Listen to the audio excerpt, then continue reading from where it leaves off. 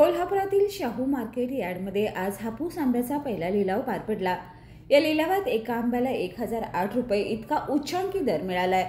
सव्वा डझनच्या एका पेटीला प्रसाद वळुंजे यांनी 15,121 रुपयाची बोली लावली। एका हापूस आंब्याची किंमत 1008 रुपये झाली। सिंधुदुर्ग जिल्ह्यातील वेंगुर्ला तालुक्यातील महापण इथल्या रामचंद्र ठाकूर यांच्या बागेतील आंब्याला हा विक्रमी दर मिळालाय। शाहू मार्केट यार्डमध्ये सकाळी बाजार समितीचे सभापती प्रकाश देसाई यांच्या हस्ते आंब्याचे लिलाव काढण्यात आला। 2100 पासून बोलीची सुरुवात झाली होती। बोली वाढत जाऊन तब्बल 15,121 रुपयाला प्रसाद वळुंजे यांनी सर्वाधिक बोली लावून पेटी खरेदी केली।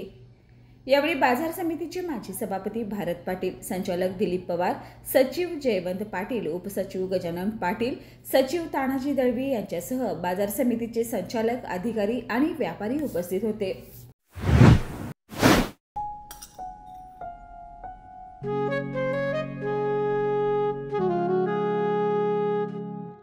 बाबा, आज येताना बासुंदी घेऊन या ना। अगं, कालच आपण आईचा वाढदिवस होता म्हणून आणली होती ना। ऐकलं, गोकुळची बासुंदी पुन्हा खावीशी वाटतेय। खरं सांगू, मलाही खावीशी वाटतेय। पुन्हा पुन्हा खावीशी वाटणारी गोकुळ बासुंदी।